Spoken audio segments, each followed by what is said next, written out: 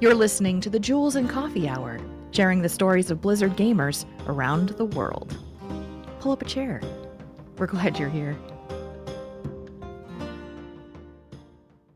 It's episode 24 of the Jules and Coffee Hour.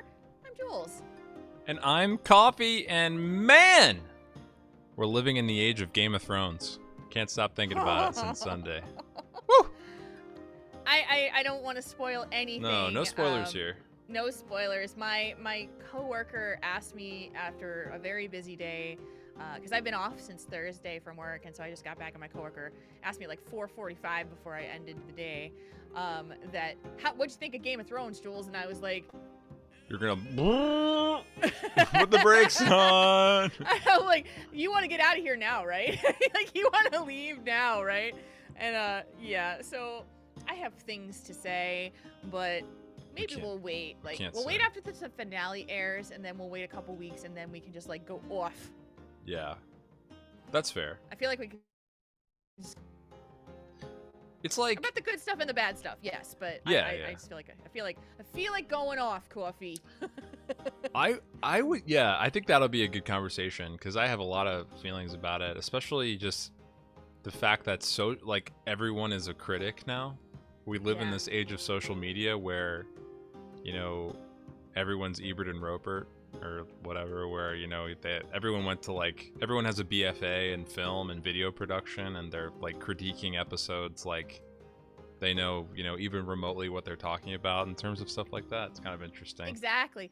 There's literally someone. So the show aired on Sunday, and this is not a spoiler. The show aired on Sunday, of course, and this person is literally still on my Twitter timeline bitching, and just like keep saying, I can't let this go. And I'm just like, maybe you should let it go. Maybe. That stuff just blows my mind. It blows my mind. Because we live in this golden age of television. Like, first of all, I will say that I enjoyed the episode. I don't think that's a spoiler. And I've enjoyed the season. Like, I appreciate that the whole team, you know, the production around a show like that is immense. There's so many moving pieces, and I just respect all of those people so much. I don't think that's a spoiler to say. But I'll say that we live in this golden age of television where if you don't like something, if you don't enjoy something, you've got other options, right? Like, there's so much you could be watching. I think if you're upset and you're not enjoying it, go watch something that makes you happy. Don't go on to social media and complain about it for hours and ruin someone else's magic. That's my personal opinion. Exactly. And I feel like that is a lesson that a lot of people can learn. And, you know, as you said earlier, there's so many things, there's so many options, there's so much out there for people to enjoy. There's so much out there.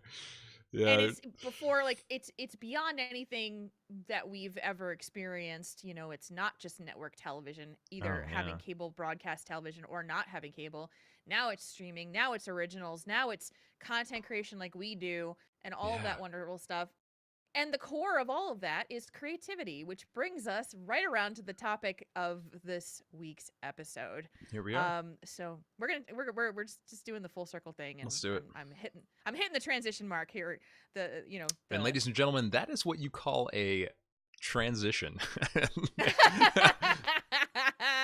Yes.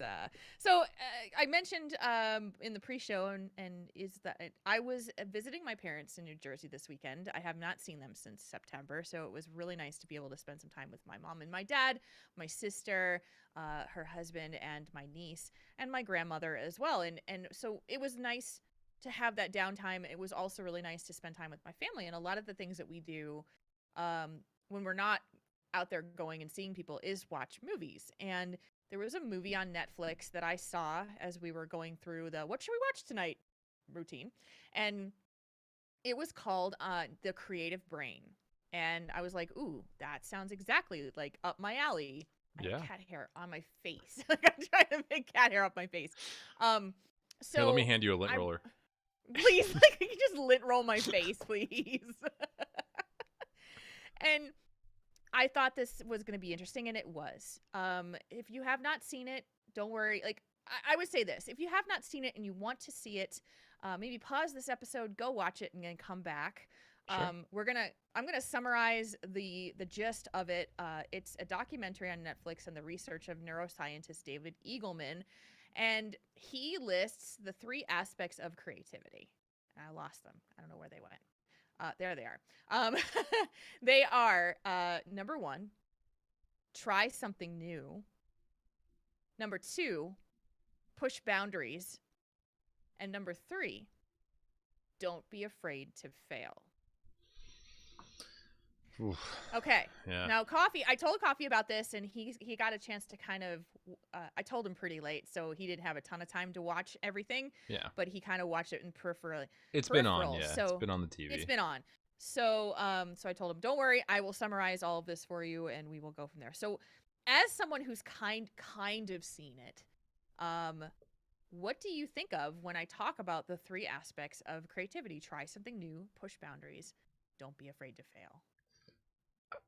First of all, like the first thing I think about is we've already talked about inspiration and things that get us inspiration. Essentially the 3 steps we have here are how you get from point A to point B, because so many people become inspired, but then, you know, the end of the line is how you take action. And these things are so much easier said than done. It's crazy. I mean, don't be afraid to fail. That's a hard one to wrap your mind around. I think it's just the human condition and nature to be afraid to fail. It's very tough, very hard to think about. Yeah, because we don't want to be judged. We don't want to feel a failure. And that is, I realized as I was watching this documentary, and I kind of went through all of my creative endeavors over the years and where I am now as opposed to when I started this podcasting journey. And I was hit with a brick wall effect to say to myself, you have been afraid to fail for about the last 8 months. And it was a realization that knocked me off my feet. And I was like, oh my goodness, I have been afraid to fail because I feel like I have already failed in a lot of ways. And let me explain why I feel that way. When I first started podcasting, it was a fluke that I feel like it was a fluke that things happened the way they did to have me gain popularity in the way that I had. And now, granted, I am not anywhere close to a household name. But I had a very cool, lucky series of events that led me to a lot of opportunities and doors being opened as my very first podcast grew to a very decent, sizable number out the gate. And over time, I had attempted other podcasts, and it never had the same popularity as that very first one. And I was like, well, I've failed because I can't replicate my success. I can't, this is what my brain is telling me. I can't replicate the success that I had as a novice in the world that I am in now. And all of that negative self-talk has stopped me from attempting new things. And I realized that because all of the stuff that I started with, I don't have anymore. It's not part of my world anymore. The stuff that I've learned from that process has taken me to where I am today, and I'm literally kind of sitting at a crossroads right now. I feel like a lot of times I feel like I had failed because I used to have like 3 podcasts that I was doing simultaneously. Now I'm only doing one.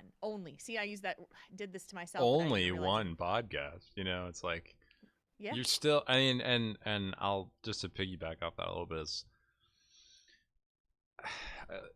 you can never, I mean, my failure is a tough word for me, because in my head, I don't think you can ever truly fail as long as you're continuing to create, and you say only one podcast, but you're still making content. You're out there reaching people, giving them emotions, giving them things to think about, changing their lives even in some small shape or form. And I think failure is such a, I don't know. I don't know if anyone ever really fails as long as they're creating something. Yeah. Yeah, and the thing about it is that when you say don't be afraid to fail, when I become afraid to fail, I become afraid to try. Mm-hmm. And to then it loops right back around to I am afraid to try something new because I'm afraid to fail. So it has this circular effect to itself. And just starting and doing podcasting to begin with was this kind of leap of faith. And I think you can probably relate to this with streaming. It was this kind of like you walked out to the ledge and said, let's go. And I can just relate jumped to it with off of it. podcasting. I mean, the way I started podcasting was essentially a workhorse saying, I think you should do this thing with Jules. And I'm like, I have no idea what the hell I'm doing. What are you saying to me right now? And then I chatted with you, and you kind of just put me at ease and let me know it was going to be okay. But at first I'd never even listened to a podcast, to be honest with you. Now I'm listening to podcasts and I'm learning so much, but I would be really sad if I never even had tried to do a podcast with you. Yeah. That would have been really sad. Yeah. And you wouldn't have you wouldn't have known it because you wouldn't have known what you were missing at the time. I don't know. I feel like in the back of my mind, I think I would have been disappointed in myself for not trying something new. So. And it's turned out to be, what I love about this show is that the people that discover it and come back to me and say, I just listened to the Jules and Coffee Hour and it's amazing. And this is the show that I didn't know existed, but I didn't know I needed. And I was like, thank you for that. And that makes me so happy. And yet I can sit there and say to myself, Jules, you've failed, or you keep failing because you aren't making something, you aren't, making a career out of this now, or you aren't doing this and this and this. And I find it that it was really limiting me. I really appreciated watching this documentary because knowing that I was fearing failure and knowing that's what was holding me back from so many things that I had thought about doing, or even not even thought about doing yet because I was too afraid to even go in that route. Yeah. As soon as I started to realize that I was afraid to fail about stuff, suddenly I started having creative ideas again. Yeah. It was wild. Yeah. And it wasn't just like podcasting. I have this idea in my head of a artistic medium that I want to try, and I don't quite know how to do it yet, but it's like, I don't think anybody's done this before, so I'm going to try this maybe, but how do I do it? And the just the being willing to give yourself permission to fail, because if it does fail, what am I out? If I try this and it doesn't work, okay, great. Well, what did I learn? I learned a lot. I learned that artistic medium is not viable, or people don't like it, or whatever it is. But right. Yeah. It just blows my mind, though, how easy it is to live in fear. More than that number 2 is especially tough for me. I mean, pushing boundaries is very hard for me. Even if you're not afraid of failure and you're trying new things, you get comfortable in a set of you get very set in a pattern, and sometimes that is just the hardest thing in the world to break. I think for you, that number 3, I think don't be afraid to fail is the one that I think you're concentrating on. For me, pushing boundaries is hard. I feel like I live in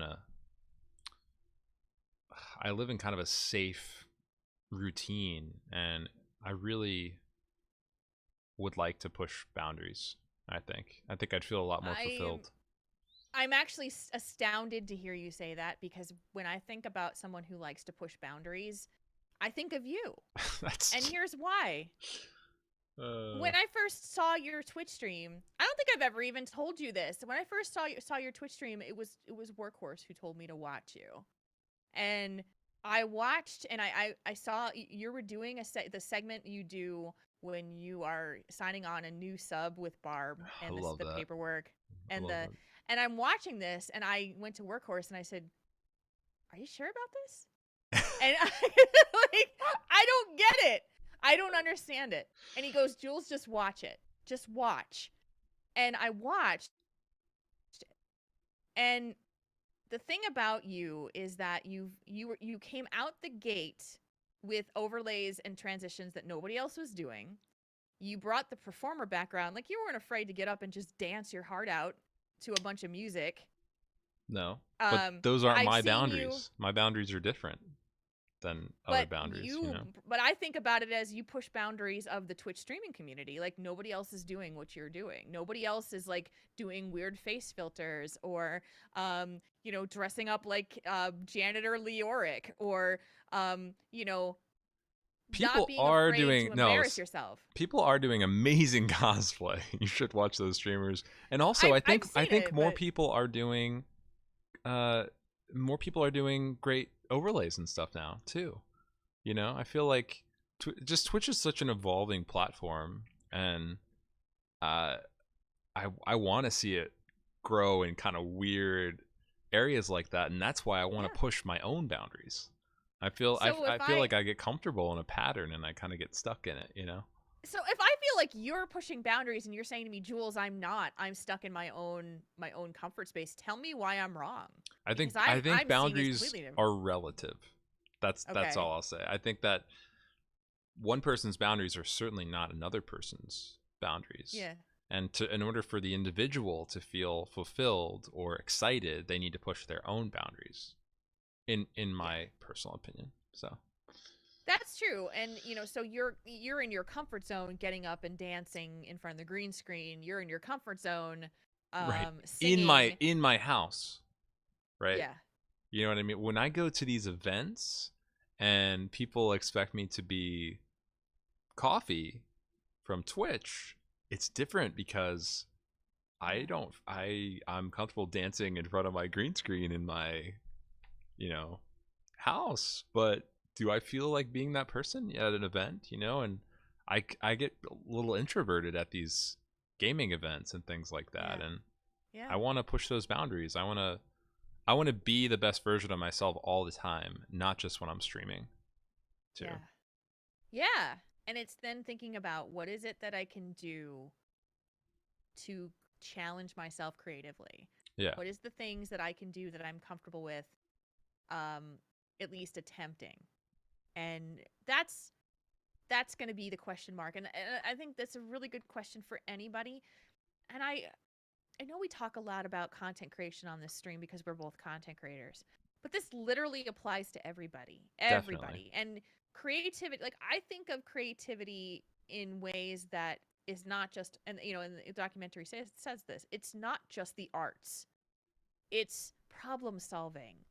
It's do you know that person in your life who like is amazing at like packing the dishwasher, or you've got like 15 things you got to transport and they just know how to get it into the car and it all Yeah. fits, and you're sitting there going, I have zero clue how this is going to happen. That's me. I have no idea what's going Neither on. do I. Yeah, I mean, I almost failed geometry. So yeah, I mean Same. Gosh, my brain. I Did think not I work on did geometry. fail algebra 1 actually, if I think about loved it. algebra. I think I failed algebra 1. It's the only class I've ever failed. And I don't think I failed. I think I just like they were just like, we could send him on, but I don't think we'd be serving young Coffee if we sent him to algebra 2. And I was like, ugh. You're repeating this shit. Yeah, pretty much. Yeah, and so like there's creativity in every part of everyone's lives, even if you think you don't have it. You can, there's people who will say, I don't have a creative bone in my body. No, you do. You have something that will allow you to think in a creative mindset. And so it's not just the arts. It's not just creating content. It's not just drawing, painting, chainmail, dancing. music. It's so much more than that. Yeah. And the things that I love about something like this is that it does translate to so many things. And that's why I wanted to talk about it on the show, because I feel like we as a society are afraid to do these three things in various aspects. Like, how many times do you have you met somebody who has not broken their routine or changed anything up about their life in years and years and years? They're afraid to try something new, I haven't even if it's a met meal. I haven't met anyone like that recently, but um I am never on Facebook anymore, but when I do go on Facebook, I see the people that I grew up with, back east.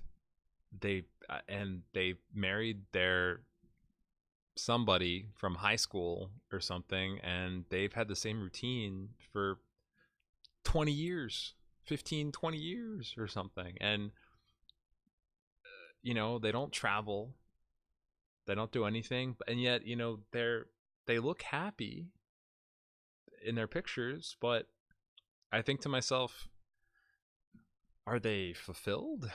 Are they Right. Does their life have meaning to them? Are they happy? And I personally know that I wouldn't be if I got stuck in a routine so comfortable that I never let go of it and I never moved on. But Yeah. I think people are different. Those people might think to themselves they're near family. They have a job, and they're comfortable and secure in their profession and all of that. But it's just not the life for me. So I don't know. Yeah. Yeah, like you can think of many examples in our media. Like Norm from Cheers is a great example. The guy that sat in the same stool at the same place every day. That was his thing. That's Where what he's comfortable with. everybody knows your name. Yep. And if something like that were to change, it would actually be very disruptive and not normal. Yeah.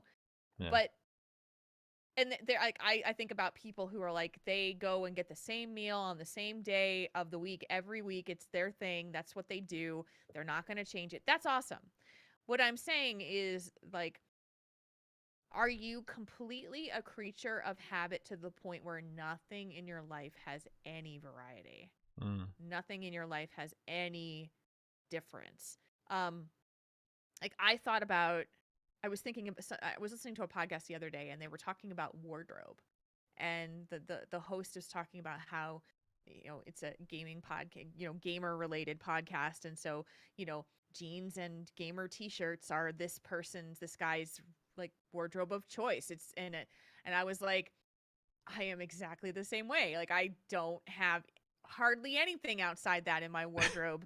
Same. And right, and Yeah. we've talked about this on the show before, and I was like, well, what would I do if I were to change it up? What would I decide to do to change my wardrobe in a way that would feel good and creative, but not just for the sake of doing it? Yeah. And I could not come up with an answer to it because I was afraid to. I was like, no, I'm comfortable the way I am. I don't want to have to, purchase something new or feel like I don't need new stuff. I'm comfortable how I am. And it was a great example of this whole thing. Like, I did not want to try something new. I didn't want to push any boundaries of myself, and I was afraid to fail. Yeah. Yeah, it's funny you mentioned wardrobe because I'm the same exact way. I fall into a routine of like the gamer shirts that I want to wear, and then I just wear a pair of jeans, and that's Yeah. like my go-to thing. And for last Friday was my 5-year wedding anniversary with Emma, Uh-huh. and I really really wanted to wear something like different. I wanted her to Yeah. like look at me and be like, oh, I've never seen that before, or something like that. So I tried really hard. I tried a bunch of different combinations of outfits because I just wanted to like, I wanted to be different. I wanted her to look at me and feel like, um, I was making an effort, and I landed on this kind of a, I don't even know if it looked nice. It was like a dress shirt, but it was jeans, and then I actually like unpackaged a brand new tie, and I wore the vest that we got married in, and Aww. I hadn't worn the vest since. So I feel like I looked okay, but I feel like that's the kind of thing for me that is really difficult to do, and I feel Yeah. like other people do that every morning. You know what I Yeah. mean? So Yeah. it's one of those things that, like, I don't know if this is something I need to do, if I need to start doing more, or if just doing it every once in a while is enough. But it's hard. That It stuff is. is hard to do. It's so hard, and I would love it if I could get somebody like the what not to wear people or the Queer Eye guys to come and like push me out of my dressing like The rut, Queer Eye guys because would be so pissed at me. They'd be so oh, upset. I know. Yeah, they would be pissed at me too. And it's sad because I just don't I had to last year I had to buy an outfit for an interview during the summertime, and I went to a store, women's clothing store, and I was so lost. I could not find anything that I liked. And the finally a sales associate came over and she asked me, and I'm like, I need help. And she picked out stuff that I would have never tried. Mm-hmm. And I wound up finding a top that I really liked, but I would have never tried it on. Oh wow. Ever. And it's still not comfortable for me to dress like that. It's not like, Yeah. but it was appropriate for the occasion. What I would love is for someone to be like, I want you to feel comfortable and I want you to feel like you, but I want you to feel like an elevated you. And that would be so amazing because I seem to lack the ability to see what looks good on me and what doesn't, because I have a curvy body type. It's hard to dress me and make it look flattering, and that's why I'm like straight up and down t-shirt, jeans. It's Yeah. I am not any fashion plate at all, and I would love someone to help me with it someday. Anoikis brings up a good point. I mean, he says, do you feel it's even harder for women to go through that? And like I was saying, I think everything is relative in terms of pushing the Yeah. boundary, but I'm under no pretense that like men have it harder than women. It is a hard world to be a woman. I mean, it is tough. All we can do is be an ally. But that is, women have just about everything they do is harder, in my opinion. Yeah, I mean, men. So like think about the Met Gala for an example. Like everybody, like Yeah. or the Oscars or the Golden Globes. Like the men have so little variety in their dress unless they really push the envelope and like really push them out, out of the Yeah. bounds. But mainly it's a tuxedo and it's a dress shirt, and how well is usually how good you look. And women have 50,000 more options to choose from. So in that case, yes, it's harder because women are even more scrutinized on those fashion runways. But I always feel bad for the men because the men just don't get as many options and Yeah. choices. But with lots of choices, it becomes even harder to freaking dress yourself. Like, this is why these people pay stylists, because and it's money well spent, because a stylist is just that's incredible. It's such a hard job, like from my perspective. I mean, I just can't imagine, like, but they really push the boundaries of people. They make them feel comfortable even though they're not somehow. Yeah. It's interesting. Yeah, and stylist jobs Jules Scott will never ever get. I can't style myself. Nor will Coffee. Not a chance. Not a chance. You know what we should do though, Jules? I think What? that for BlizzCon, for one of the days of BlizzCon, you and I should walk around in our like push the boundaries outfits, and we should. Should we go shopping together? I think we should go shopping together, and I think we should. Could we like bring a friend kind of thing. Of Sure. like you bring Emma, or Yeah. and I bring somebody who I would say you're gonna like, and we can Yeah. get styled by friends or I something. think so. I think that would be really fun, honestly. We could video it. Yeah, we could make a a piece of content, and then we show up to BlizzCon one day and just rock that shit all day long. Or we do it in our separate locations. But it would be pretty fun to Sure. like go shopping in California and Yeah. see if somebody could like. You usually come someone in could like the style us. week of, like the week before. Yeah, Yeah. and that's my plan. Is I'll be there like all week. So so hopefully there'll be time for us to make that happen, because I think that would actually be really smart of us to do. Yeah. And maybe there's someone listening here who is like a Who could stylist help who us wants out. to help us out. I was gonna say, yeah.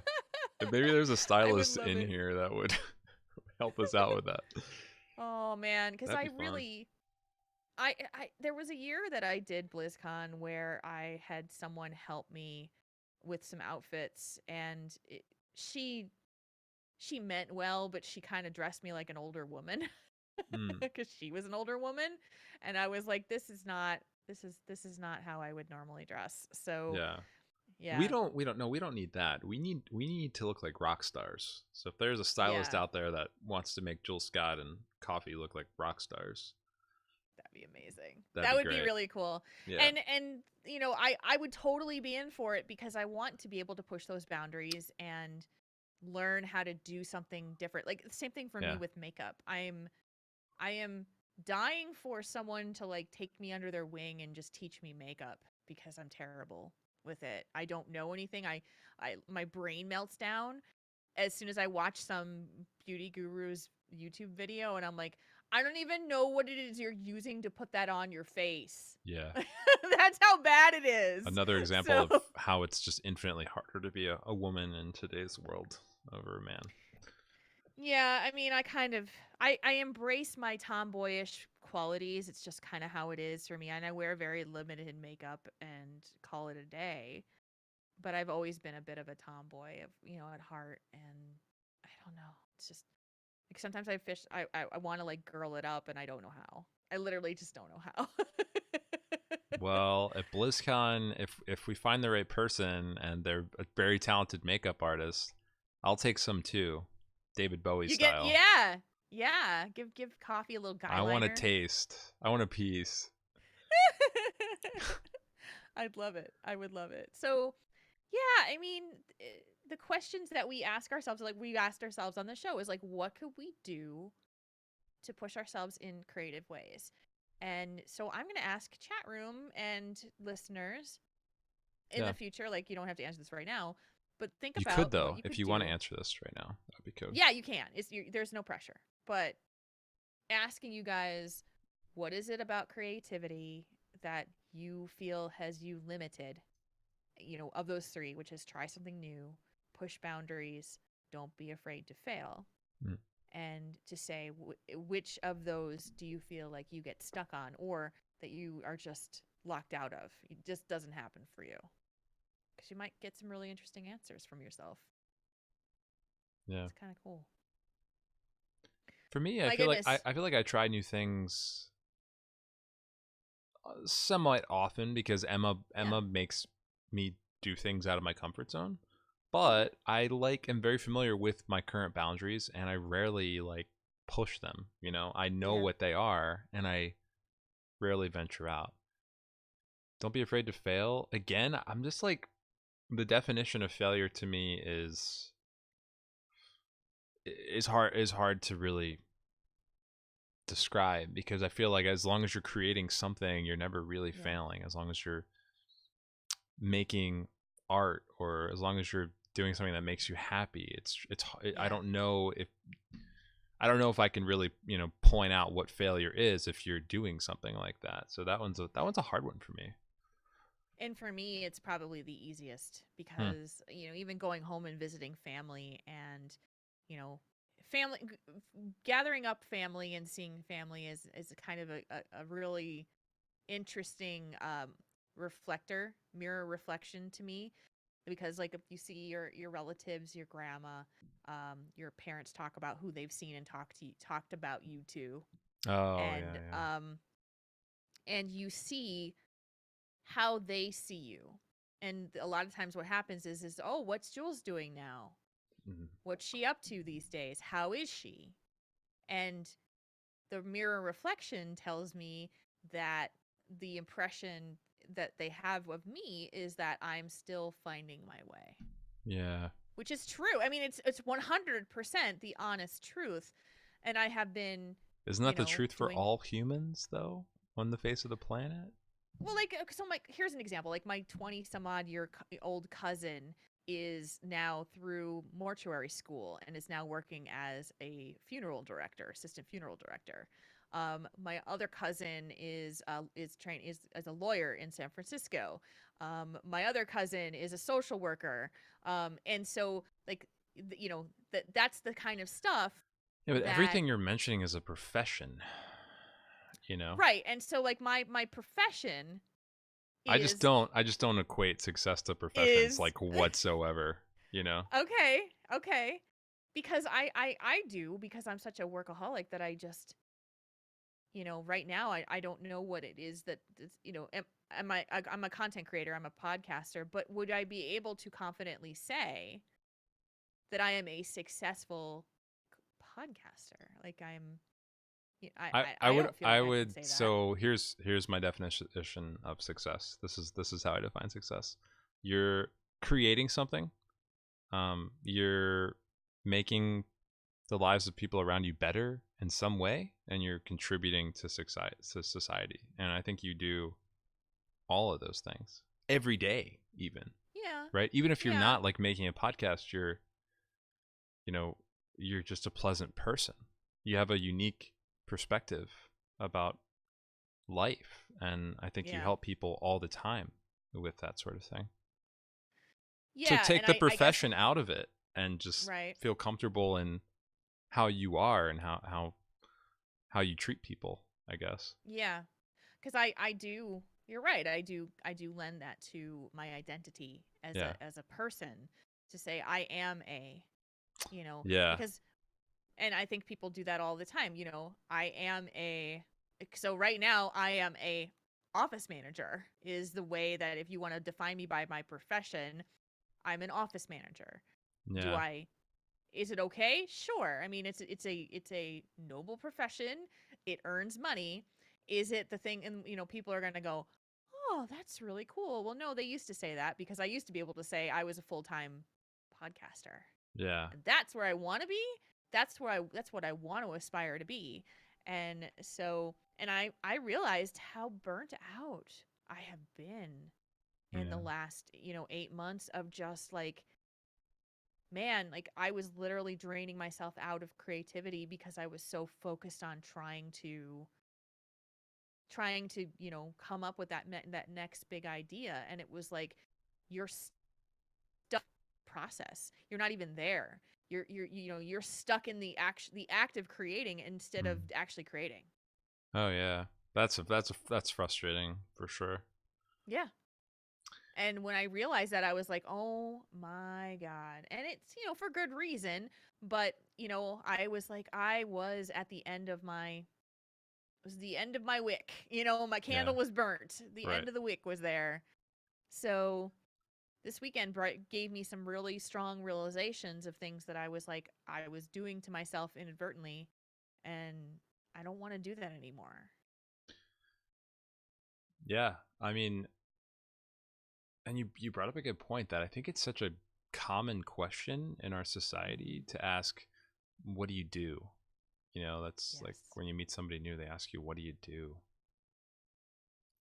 So yeah, you feel like you have to have an answer for that, or how do you really reply to that? Yeah. Yeah. I don't know the right answer. You don't, and so you have to meet for me at least, and for maybe not for many people, but for me, I think that I have implies to. they're asking your profession, right? When they say, Yes. "What do you do?" I'm pretty sure that's what they mean by that. Yeah, because it is I mean, that's how they identify you. So if you say I'm a teacher, I'm a driver, I'm a retail worker, I work, I'm a waiter. They identify you, the person, with the profession. And maybe that's the product of where I grew up. I don't know. Yeah. But I just know that when when we're in social circles around family, that is the number one thing that people discuss is, what are they up to right now? And that Yeah. is an interesting thing to say. Who you are is defined by what you do. What if we started disassociating that question and we stopped saying what our profession was and we started just saying something like, I do everything that I can or something like that, That'd be such an interesting experiment to see what people said. Yeah. It's I don't know. It is just a product of what our society is. It's just frustrating because I think that your profession just in no way at all describes you, like at all, like in anything, Yeah. And because like 9 times out of 10 you're working to make money, and what you do, we try really hard to work in something we love. Yeah. We don't always all get to do that. And we hope that whatever we make money in some way, shape, or form helps make a better world. Essentially, we hope that. We pray for that. But then we have our passion, and we're working on our passion, and then we have our dreams, and then we're doing so much. It's hard to say what you do, I guess, is my point, Well, and I can tell you, I know a lot of people out there who probably just don't really feel too great about explaining what it is that they do, because they don't want it to define them. It's literally a job. Mm-hmm. And at the same time, there are people who just don't really want to make their passion their work. Yeah. That's not they want to separate that. Mm-hmm. And they don't want it. Like, I've always wanted to love what I'm doing, what I'm working on. And if I have quit jobs that have drained my soul because I can't do it. I have to put my passion into something related to my job. And so like this current job that I have, the way that I love it is by getting to talk to customers and making their day better. Like, that's how I integrate myself into the job, and it works. Yeah. It works well. I'm getting lots of praise, and customers are happy, and they're giving me praise specifically. I got a handwritten thank you note from a customer today. Oh, I believe it. Well, Coffee, I help people get their houses painted. It's not like I'm changing the fucking world. And that's like, I know you're going to say that's not true, but it's like, this isn't groundbreaking stuff. Like, this is, all I'm saying is you're changing that person's world. Do you know how right. important that is to them, and how they've been stressing about it for, who knows how long, and you're making it an easy process for them? Every little thing matters to someone. It's all relative. And the thing is like, personally, I understand that, and I espouse that, and I live that. But when I turn it back around on myself and saying, Jules, it ain't no big deal. Like, you literally was just nice. You were just nice to this woman, and you treated her kindly. And honestly, I've worked harder with other customers than I did with her. And she told me that I was just like, quality plus service. And I was like, man, I didn't hardly even give you the red carpet treatment I've given other customers that have needed it or wanted it beyond what you wanted. And so I will do that to myself and say, like, I didn't even have to work that hard for that compliment. Well, you should take that note and just keep it as a reminder that just the small things you do can have such a big impact on someone's life. So as Synchrony says, the change of the world begins with the individual. And if we lose sight of that, nothing will ever happen. And you lagged out just a little bit. The change of the world begins with the individual, is what you said. So, and that came from Synchrony UH in the chat, which is, absolutely. I know, and like, I want to do that. I want, that's how I excel at my job and make myself happy while, doing sometimes very boring, very rote work. But to loop it back to, what we were talking about earlier is just the passion of doing the work. Every day that I was being paid to podcast was some of the most amazing moments that I had. And right now I don't get to do that. And that's okay. Like I believe that I can get back to that point someday, but the pressure that I would put on myself to say, you must get back to that point now. Yeah. You must figure out a way to do that immediately was killing me. It was crushing my soul. Because you can't just create lightning in a bottle. You can't. It's not gonna happen. You have to let things evolve naturally. Mm-hmm. And opportunities to arise when they arise, you can't force them to happen. Right. So. But you should see everything as an opportunity at the same time. Oh, for sure. I mean, the thing is, it's like you come home from work and then you create content. You make a podcast, and countless people see that podcast, or they listen to it, or they hear it, or this. There's so many. Every piece of exposure you could see as an opportunity to reach someone. And we just have to. We know that people somewhere are listening, and I don't know. That's a great power and a great responsibility, and I feel like you, of all people, just put out such a positive energy into the world. And I mean, how do you say that when someone asks you, what do you do? I don't know. It's impossible to try to explain it. And that's okay. I just hope that I can kind of, this conversation was very good for me because it did challenge some of my belief systems of, what you do is who you are. And, and I've always wanted to be known as a creative person, as an innovator, as a person who does take risks and push boundaries. And I felt like recently I haven't been comfortable taking those risks because I've been afraid of the failure, or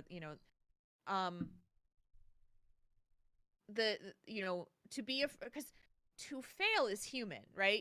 Everybody does. Like, you make mistakes. Oh, yeah. You don't succeed in your idea doesn't go as you thought it would. Circumstances change, and but I don't want to be that person. I don't want to be known as the person who just tries a whole bunch of stuff and never gets anywhere with it, Yeah, and then like you just try a bunch of things and hope something sticks or something like that.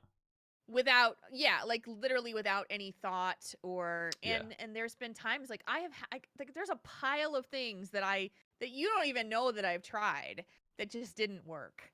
Yeah. And and few people have known it. And the last thing I ever wanted someone to think about me was to say, oh, that's Jules Scott. She doesn't follow through with anything. Or, man, she, what about, or the time when someone asks you, what about that thing that you were doing back and then, what about this and what about that? And it's like, oh yeah, you're going to remind me all the stuff I didn't ever accomplish, or, because that happens. I know people like that though, that not like you per se, but that like are working on just like a million things at one time and nothing gets finished. Literally nothing gets finished. Yeah. Super creative people, but they're working on just too much at one time. And they have great meaty pieces of art that they're working on, and they just never finish it. They just move on to the next thing. That's just how they are. And I think that they're just afraid to fail. Essentially, they never finish it because they know once they finish, people actually have to see it at that point. Yeah, that's true. Yeah, that's true. And I've had things where I've tried and then it just the idea wasn't ready at the time, and I tried it too early. I've had things where it was a great idea and it just was not worth the work that was going into trying to create it. It it was a cost benefit scenario. And I don't know. So those are that's my heart-bearing thing about being afraid to fail. And I have vowed to myself after this weekend that I'm going to push myself against that. And it's not going to be like heave ho off the cliff. It's just going to be like, let's think about some more ways to ease myself over the edge. Yeah. Try something different. Don't be afraid to do it. Put yourself out there. Yeah. I have two like small thoughts or stories about this topic, and then we can move on. Okay. One is, I feel like I'm not as secure as people would assume. I think of myself as kind of an insecure and relatively introverted person. I know that's like some people go, what? And just hear me out. And I felt that way because I grew up with a ton of insecurities as a kid, and those just sort of follow you into adulthood, whether you know it or not. And I'm just aware of it, and I intentionally try to push boundaries to deal with that insecurity. But when I first started streaming, I was not sure about anything. I was just thought I was going to be wild and crazy and do all kinds of silly stuff. And I was at a point where I was feeling very, very unsettled about what I was doing. And Workhorse, this is like early on when we were talking about me coming onto HeroesHearth. He had mentioned to me that someone brought up to him that me yelling at Barb on my stream was upsetting them. And if you guys don't know, if you guys don't follow my stream, we have an imaginary human resources person. She's not real, but she works for like the coffee club, and she does all of our paperwork, and we don't treat her very nicely because she doesn't do her job and things like that.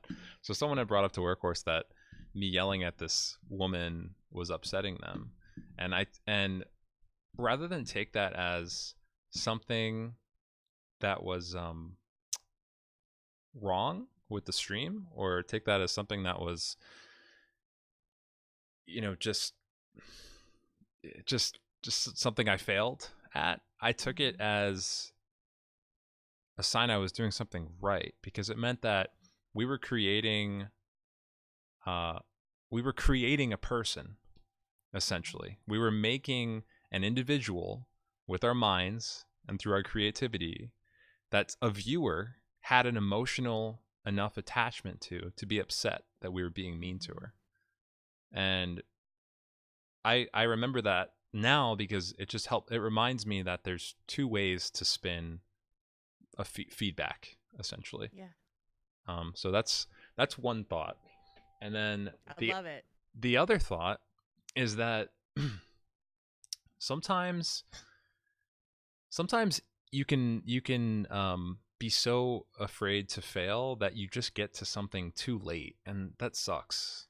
Like, because you can be afraid to fail for a while, and then when you finally like work up the gumption to like act on something, you're too late. You're because there's a timeline to pretty much everything. So this is towards the end of last year. I had this wild idea in my mind how Twitch could be almost like a